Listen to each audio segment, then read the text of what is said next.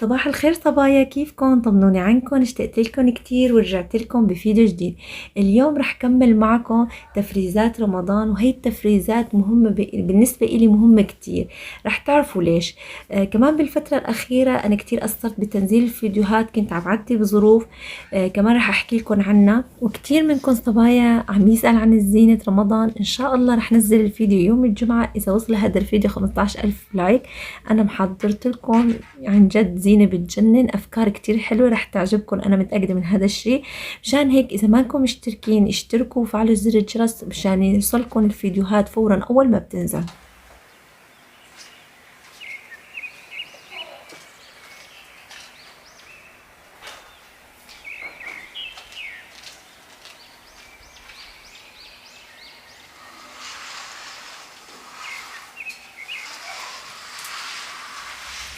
قبل الفطور حبيت رتب البيت مثل ما شفتوا، وكمان عندي كم شغلة كنت عاملتهم امبارحة بالليل. مثل كنت غاسلة سجادة الصالون فجبتها لأمدها، كانت نشفانة.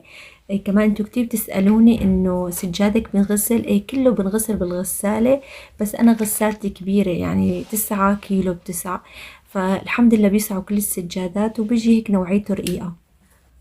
فتت على المطبخ لأسوي فطور إلي ولعائلتي. اليوم بتكون يوم عطلة الأولاد فبيكونوا قاعدين بالبيت، فمثل ما بتعرفوا أنا دايما بعطلة الأولاد بحب أغير لهم فطور، أعمل لهم شي يعني جديد بيحبوه، بيحبوا ياكلوا. أحيانا الأطفال بيعدي عليهم فترة بيكون نفسهم مسدودة على الأكل وما بيحبوا ياكلوا كتير. فمن يومين كنت بسوبر ماركت سورية، لقيته عم بيبيع خبز هيك بيشبه مثل الفطاير اللي عنا. فسألته قلت له شو هذا الخبز؟ قال لي هذا خبز فلسطيني. فما بعرف ليش خطر ببالي، قلت لا لازم جيب أجربه. فهي أول تجربة لإلي الخبز الفلسطيني. تحية لكل حدا عم يتابعني من فلسطين، وعن جد منورين من وين ما عم تتابعوني، على الفيس ولا على اليوتيوب. أهلا وسهلا فيكم.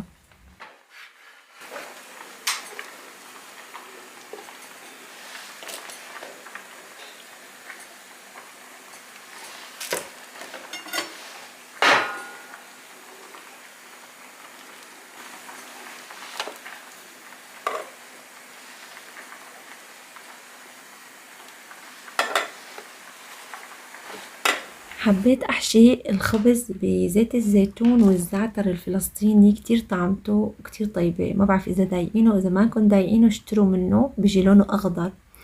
وكمان حشيت الخبز التاني بزيت الزيتون والجبنة البلدية، بنقعها بمي سخنة مشان يطلع منها الملح، وبعدين بحط زيت زيتون وجبنة بلدية ونعناع، بحطها بالميكروويف لحتى تسخن وتعطي الخبزة تازة وطعم لذيذ. وتدوب الجبنة. كمان جبت الخبز السوري، حشيته مرتديلا وجبنة موزاريلا، وحطيت له جبنة شيدر ولفيته. بعمله عن طريق الطواية، كتير بيطلع طيب كأنه مثل ما بنعمل الشاورما. هلا رح فرجيكم كيف. بجيب الطواية بحط عليها زيت زيتون وبقلبه لحتى تتأمر الخبزة، عن جد كتير طيبة وبتدوب الجبنة. هلا هذا الخبز اللي شفتوه عم بيقلي زوجي ليكون مو خبز فلسطيني مصري، لأنه بيشبه الخبز المصري. فأنا وزوجي ما بنعرف، بس يعني الزلمة اللي كان عم بيع قال إنه خبز فلسطيني. فأنتوا قولوا لي هل خبز فلسطيني ولا مصري؟ فأنا ما بعرف صراحة.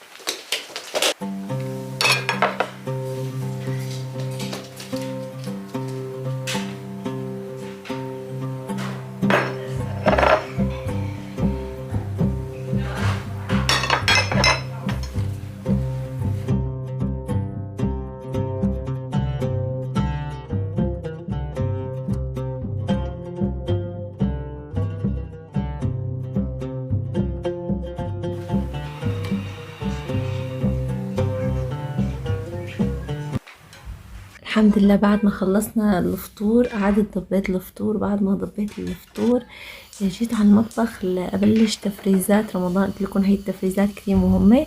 بدي اعمل سمبوسك. بعمل سمبوسك بس بطرق متعددة وبعجائن متعددة وبحشيهم حشوات مختلفة. اول حشوة رح اعملها هي باللحمة.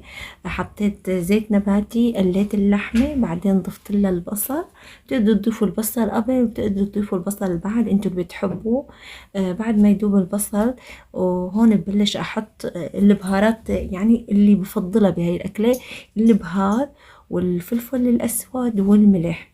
بعدين اخر الشي هاي يعني حسب رغبتكم، بتحبوا تضيفوها ضيفوها، ما بتحبوا تضيفوها لا تضيفوها. بحط رشة بقدونس وبطفي النار عليها. ما بتركها كتير مشان ما يتغير لون البقدونس ويطلع مثل ما هو بحشوة السمبوسك. هاي اول حشوة رح نستخدمه، اكيد كلكم بتعملوها للسمبوسك، واطيب شي حشوة السمبوسك هي باللحمة، انا بحبها كتير. الحشوة الثانية بدنا زيت زيتون، وبعدين رح نضيف بصل الشرايح مقطعته. رح ادوبه شوي، وبعد ما ادوبه بكون كمان مقطعة دجاج صدورة مربعات بضيفه فوقه. كمان بقليه مع بعض لحتى يستوي ويتقلب.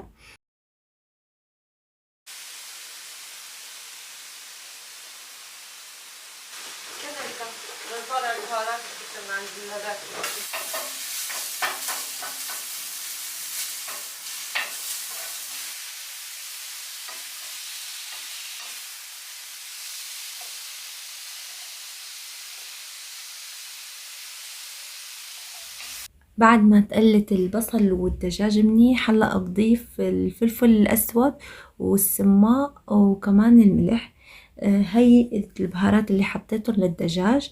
كمان بتقدر يكون الدجاج مفتت يعني مسلوق، اذا بدكم ما تعملوه هيك، انا بحسه مفتت اطيب من هيك من تقلايته. فاذا حبيتوا اسلقوه فتتوه بايدكم بعدين استخدموه بالحشوة. هيك خلصنا. كمان الحشوة الثانية هي عبارة عن دجاج. الحشوة الثالثة قشرت البطاطا وقطعتها هيك وسلقتها، ما بتستهلك غاز، بنفس الوقت بيطلع شكلها مربعات منيحة. بعدين هرستها بالشوكة، بعدين حطيت فوقها هي وسخنة بنحط الجبنة موزاريلا. بعدين كمان برجع بهرسهم منيح منيح وبخلطهم مع بعض لأتأكد انه دابت مع البطاطا، عرفتوا؟ فيفضل انه البطاطا تكون سخنة حتى تذوب الجبنة. بعدين هون أنا ببلش أضيف البهارات اللي بدي أحطها. فضفت ملح، وضفت كمان فلفل أسود، وكمان بكوني فارمة على جنب بقدونس ناعم بضيفه فوقه. كمان هي اختياري حسب الرغبة، إذا حبيتوا تضيفوا بقدونس ضيفوه، هي بتعطي نكهة طيبة. بعدين رح أحرك المكونات كلها مع بعضها، هيك بيكون صار عنا حشوة البطاطا جاهزة لنحشيها بالسمبوسك أو البرك. هلأ رح أحكي لكم بعد ما خلصت حشوات بدي بلش إنه أحشيهم بالسمبوسك والبرك. فراح احكي لكم عن الحشوات اللي راح استخدمهم. الحشوات الثلاثه جاهزه، موجودين بتركيا يلي بتركيا، وكمان موجودين برا بدول برا. ما في حتى نجيب حليب.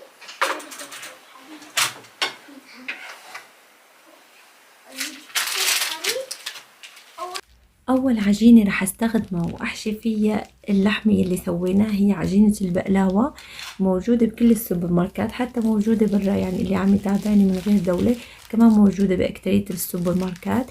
اول ما بتجي هيك عريضه كتير، فانا بقص وحده من الشرائح مثل ما انكم شايفين، واذا انتم بتجي مقصوصه لسه اريح.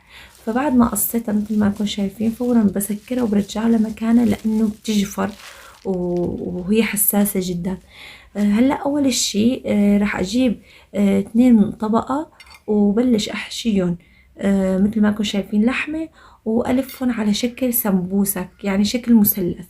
فمثل ما انكم شايفين بمشي بهذا الاتجاه، بعدين بمشي بالاتجاه الثاني هيك لحتى يصير معي مثلث.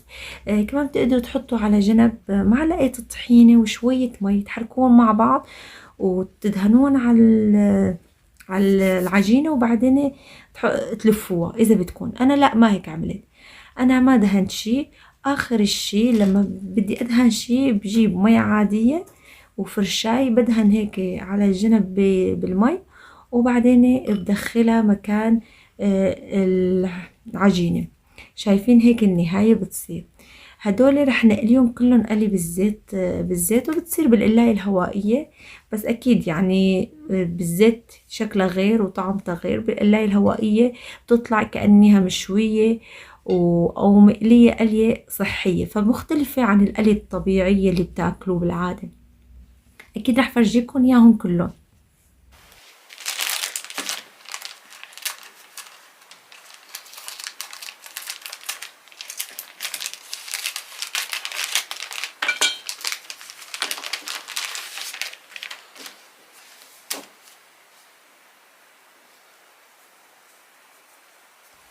العجينة التانية هي عجينة اليوفكا، بتوقع موجودة بس بتركيا، بتجي هيك شكلها مثلثات، حشيت جواتها فروج، حشوة الفروج لأنه طيبة كتير، وبلفها مثل السيجارة أو مثل اليبرة، وبعدين آخر شي كمان بدهنها بالمي وبسكرها وبتصير جاهزة معنا. كتير سهلة، نحن بتنباع عنا بالسوبر ماركت جاهزة محشية وخالصة، بس بيكونوا يعني مشربينها جبنة، يعني هيك ملحسينها لحسة جبنة أو لحسة لحمة، يعني كتير بيكون قليل فيها الحشوة. أنا بحب أعملها بالبيت لأنه حشوتها بتكون ظاهرة يعني غير، وصراحة النظافة أحسن وكل شي بالبيت غير شكل صراحة.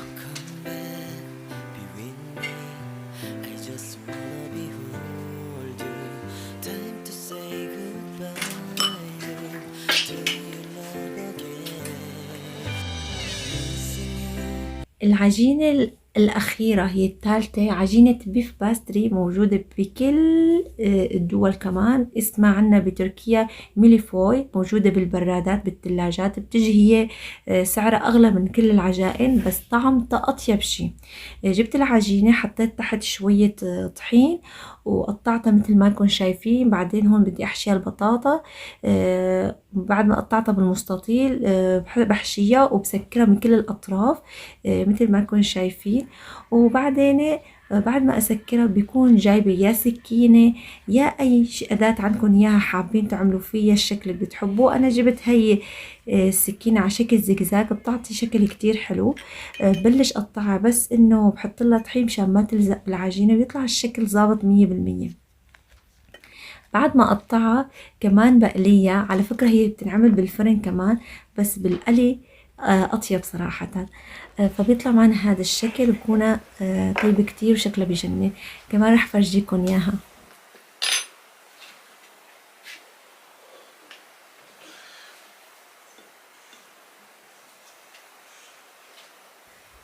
بعض الصبايا سألوني ليش كتير عم تتأخري على تنزيل فيديوهات، عم نشتاق لك كتير. والله أنا كمان عم بشتاق لكم كتير، بحب تعليقاتكم بشوفها كلها. فشو رأيكم قبل ما تعرفوا شو السبب أنا رح أسألكم سؤال وعم بنتظر جوابه تحت بالتعليقات. شو هو الشي السعيد اللي حصل معكم بالأسبوع الماضي؟ أنا من الشغلات السعيدة اللي حصلت معي واتخاذ قرار بحياتي بإنه كنت مأجلته أو مأهملته، لأنه أنا صراحة ما بحب أعمله، إنه أروح على دكتور الأسنان، لأنه بحس أكتريتنا يعني أكيد عنا هالمشكلة، نروح على دكتور الأسنان ما بنحبها يعني، وفي مواعيد ولازم تلتزمي بمواعيدك، وأنا يعني هاي الشغلة لازم تكوني ملتزمة فيها. أخذت هذا القرار وقررت أروح. وبعد ما قررت أروح ورحت اكتشفت إنه الأسنان مو بس إنه يسوي لك سنك الدكتور وخلاص، صرت أحس بوجع وأخذ مسكنات وتعرفوا أنتوا أنا في الصبح مع أولادي بوصلهم وخلص بضل فايقة عم بعمل فيديو بصور بمنتج هالشغلات. بعدين اكتشفت انه من وجع اخذ مسكنات ونعمل مسها. في شغلات كتير قصرت فيها ببيتي حتى، فعن جد حسيت الاوجاع كتير مزعجة. فان شاء الله يا رب الله يبعد عنا كل شي وجع ومشاكل، والله يعطينا القوة والعافية نكون قادرين نعمل كل شي بنحبه. فأنا مشان هيك قصرت كتير بالفيديوهات، بس هلا انتو دوركم احكوا لي الشي السعيد اللي عملتوه بالأسبوع الماضي، عم بنتظر تعليقاتكم. ومثل ما شفتوا الصبايا حطيت كل السمبوسك بأكياس التفريز، كل وجبة وسعت بكيس واحد، لأنه هدول أكياس كبار، وقت بدي طالعهم فريزة باخذ الكمية اللي بدي إياها. هون أنا كنت نقعة قبل بيوم حمص وفاصولية حب. فاصولية حب من أكتر الأكلات اللي بحبها زوجي. الحمص الحب نستخدمه بالمسبحة، بالسلطة، بكتير شغلات يعني، وحتى بالأكلات. ففورا كبيت ميته وحطيت مي جديدة وحطيته على السلق. ونفس الشي بعمل مع الفاصوليا الحب، بكب ميته وبحطه كمان بمي جديدة وبحطه على السلق. ما بياخد وقت كتير إذا نقعتوه قبل بيوم فترة طويلة كتير، فيفضل إنه تنقعوه قبل بيوم. هاي الفاصولية بتطلع عبارة عن طبختين يعني برمضان ومنيحة. بحطها بفريزر، وقت بدي أطبخ بلاقيه سهل الطبخة يعني، ما بلاقيها صعبة. هون بس تغلي بيطلع زفرة من الشلة الزفرة، لأنه كتير مهمة هاي الشغلة.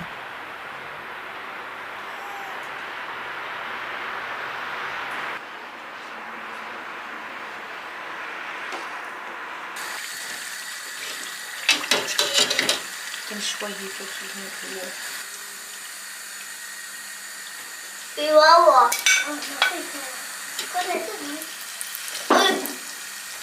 هون قليت من كل صنف 4 قطع على عددنا يعني.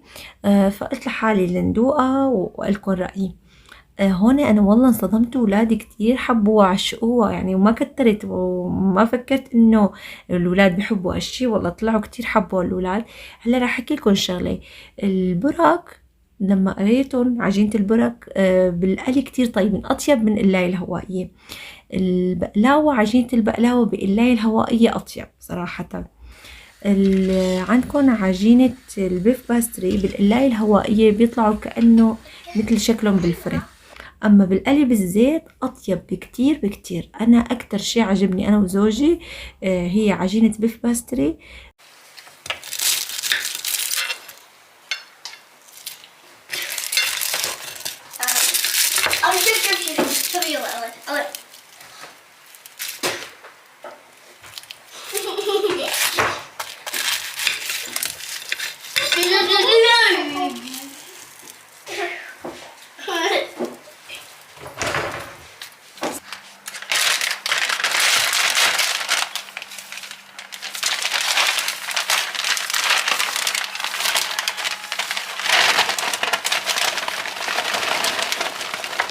بعد ما بردت الفاصوليا الحب فورا بلشت احطها بكيس فريزر مشان احطها بالفريزر.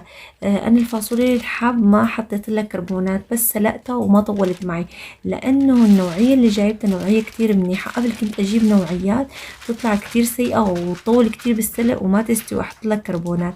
هي الماركه اسمها يعني اسم المنتج للفاصوليا ريس، احسن النوعيات بتركيا، بنصحكم فيها. فاذا بدكم تجيبوا بدكم تدققوا على اسم الكيس مشان تكون نوعيته منيحه وما بيستهلك وقت بالسلق.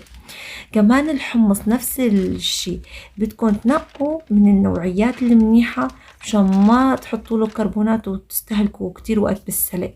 هيك خلصته وراح احطهم بالفريزر، وان شاء الله برمضان بنستخدمهم مع بعض، وان شاء الله يا رب يكون رمضان خير علينا وعليكم يا رب.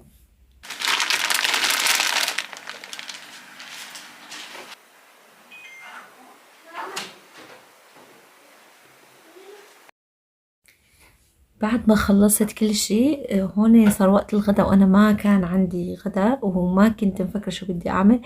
فقررنا ناخذ الاولاد نلعبهم لانه يوم عطلة بهذا المكان موجود بباجة الميدان. نلعبهم وبنفس الوقت نتغدى بالمحل. هو مكان للألعاب ولقعدات رواق ولقعدات العوائل وحتى قعدات عادية. شايفين هيك القعدات، حبيت صوركم. طلبنا هيك وجبات وأكلنا، وكان الأكل كتير طيب وعجبني صراحة، وأسعاره يعني منيحة يعني مو غالية. رح أحط لكم موقعه بأول تعليق مثبت، موقع المطعم أو كافيه هو، ومكان لألعاب الأطفال، مكان كامل لألعاب أطفال فيه كتير ألعاب حلوة.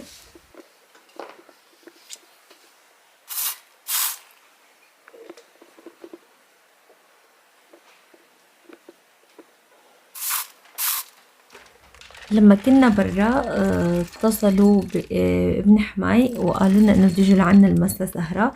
فانا لما رجعت على البيت بلشت اجهز الضيافة اللي بدي ضيفها، وحبيت شارككم شو رح اضيف ضيوفي.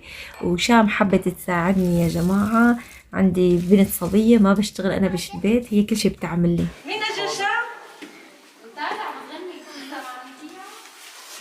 بابا خلاني شو ماما شو ماما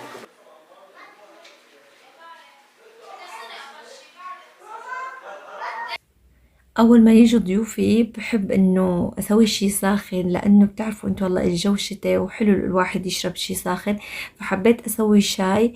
الشاي السوري كتير طيب، وأعمل جنبه أحط مكسرات والبذر اللي حطيناه على جنب.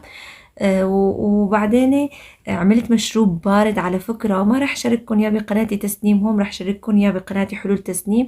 عم بعمل فيديوهات شورت كتير قصيرة، بتقدروا تشوفوهم وكتير راح تعجبكم وراح تستفيدوا منهم. فلما راح ينزل الفيديو بنفس اليوم راح ينزل الفيديو هنيك على حلول تسنيم، فيلي ما له مشترك يروح يشترك هنيك ويشوف الفيديوهات. بعدين بعد ما خلصنا سويت الفواكه، حبيت فرجيكم صحن الفواكه. واخر الشي حبيت اسوي القهوة، لانه من دونها ما بيصير. مثل ما قلت لكم يعني انا مالي خبر انه بده يجونا، فجأة اتصلوا فينا وقلنا لهم يا ميت السلامة اهلا وسهلا فيكم. فانا هون ماني مجهزة حلو، والله عديت على محل حلويات بيقولوا له باستاجي بتركيا، نقيت هدول الحلويات كلير جاتو كمان كرات الشوكولا، كلهم طيبين وحلوين للضيافة وتغيير عن الحلو السوري أو الحلو العربي. فأنتوا قولوا لي رأيكم بالتعليقات، شو رأيكم؟ قضينا وقت كتير حلو انبسطنا فيه عن جد. إن شاء الله تكونوا انبسطتوا واستفدتوا. إذا حبيتوا للفيديو حطوا لي لايكات، ادعموني. دعمكم هو بيساعدني لأقدم فيديوهات أحلى وأحلى. واشتركوا بالقناة وشاركوا الفيديوهات مع رفقاتكم، وهلا بكم سلام.